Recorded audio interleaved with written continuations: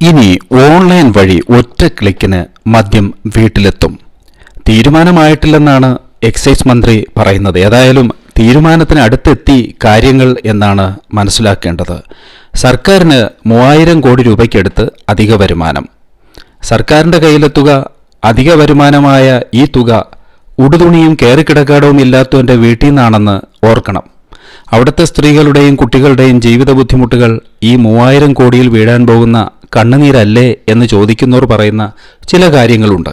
പകൽ മാന്യന്മാർ, പകുതി മാന്യന്മാർ ഒന്നും ബിവറേജസിൻ്റെ മുന്നിൽ പോയി നിന്ന് തള്ളി സാധനം വാങ്ങാറില്ല.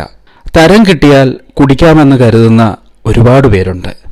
ഇനി അവർക്ക് വീട്ടിന് പുറത്തു പോണ്ട. ഫുഡ് ഡെലിവറി ആപ്പുകൾ വഴി സാധനം വീട്ടിലെത്തും.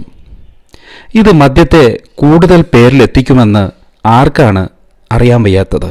അമ്മയെ തല്ലിയാലും രണ്ടഭിപ്രായം പറയുന്ന നമ്മുടെ സമൂഹം ഇതിന് ജയ് വിളിക്കും എന്ന് ഉറപ്പാണ്. പ്രിയപ്പെട്ട പ്രേക്ഷകർ, നിങ്ങളുടെ അഭിപ്രായം രേഖപ്പെടുത്തുമല്ലോ.